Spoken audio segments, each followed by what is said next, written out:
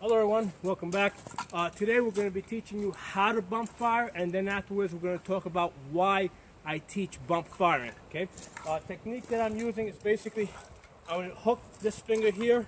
That's going to basically go into the trigger. You know, basically the hands sit loosely on the gun, so I'm really not gripping it. I'm just hooking the trigger. I'm keeping the stock on the outside of my shoulder, okay, and I'm pulling the gun forward into my trigger finger, okay. I got my red dot on, and basically what I'm concentrating on here is keeping my red dot on target. So using this technique with the stock outside the shoulder, you're actually able to aim the gun while you're bump firing, which is a lot more effective than if you're trying to bump fire off your belt loop, okay? So let's give this a go. And I'm aiming at this target right over here, about 5 yards in front of me.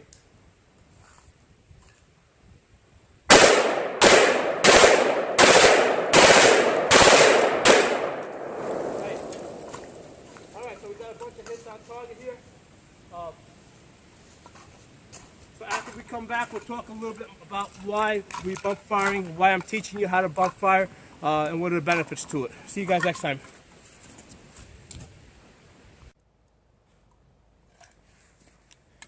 Hello everyone, welcome back. I want to first start by looking at our target. Basically, using the red dot and bump firing. I had about 20 rounds in the magazine. Basically, it was one box.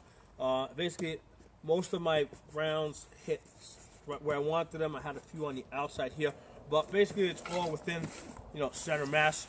So basically, I would call this effective fire. Okay. So what's the significance of this? Okay. Basically, when we're bump firing, we want to be bump firing in a way that that first of all is accurate. Okay, and we want to be bump firing as if though we were using a real full auto. And I've trained with full autos in the past, and the way you use those is basically you don't just hold your finger down and unload the whole magazine. What you do is, you do 3 to 5 round bursts. Basically this way you can actually hit your target. Okay, so even with a full auto, it's like brrrt, brrrt, brrrt. Okay, you don't just dump entire magazines. So using the an AR-15. And bump firing the way I just showed you with the stock on the outside and using your red dot, you're actually able to hit your targets. I was shooting at about 5 yards here. Okay. Now, what's the significance of this? Beyond the fact that it's just fun, there's a political goal behind this. Okay. And I'll start off by saying that we used to have this. There was the 1994 assault weapons ban, which expired in 2004. And I would have never made this type of a video, back then.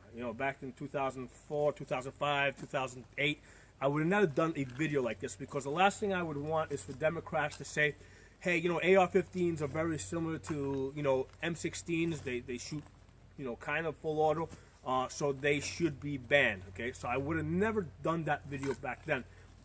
The 94 assault weapons ban was actually pretty useful to us in the long run, in the sense that before that ban, very few people owned AR-15s. Very few people even knew about them. They weren't popular.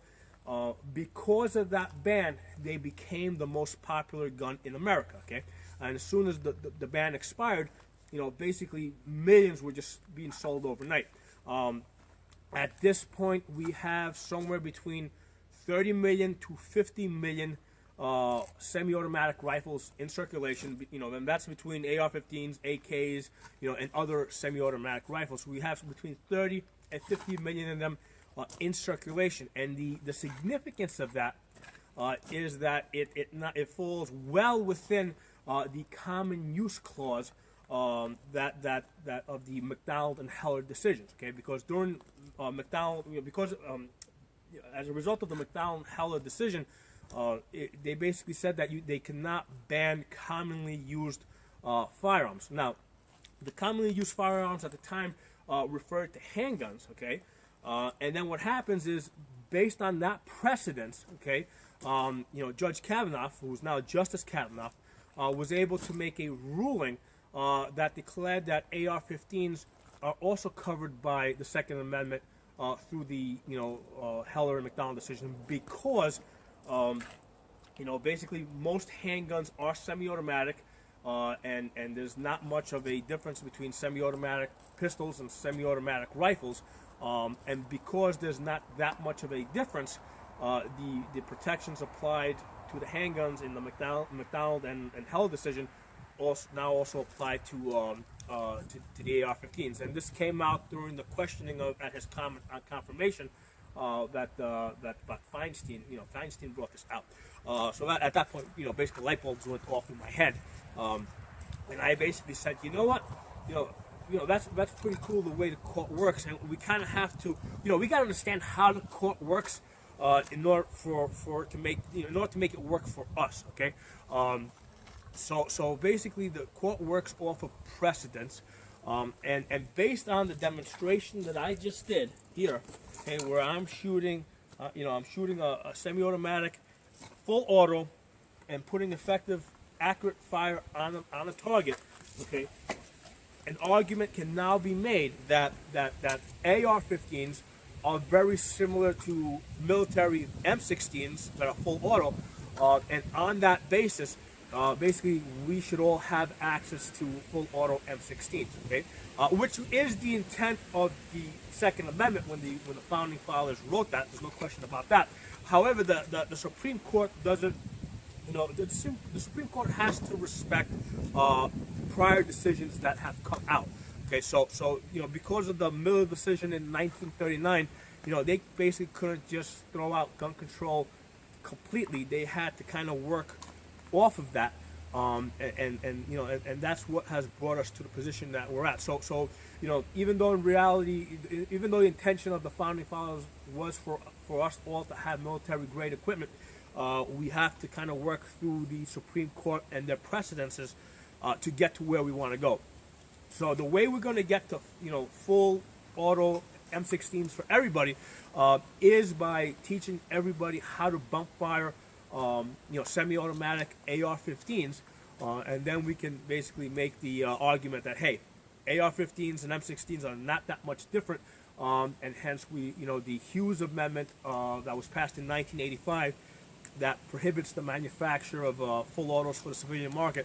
We can make the argument that the Hughes Amendment is unconstitutional. Okay. Also, if we're teaching everybody how to bump fire, and everybody knows how to bump fire with a regular stock, obviously any bans on bump stocks are also obsolete. Okay, they're not even going to pursue that. Once this information becomes widespread. So that's why it's important that we spread this information and we share it, and we post it. You guys are all involved in different gun forums. Take this link and post it around and make sure everybody knows how to bump fire a semi-automatic rifle, because that's the road that's ultimately going to get us full access to real full autos. Okay, thanks for watching. I'll see you guys next time.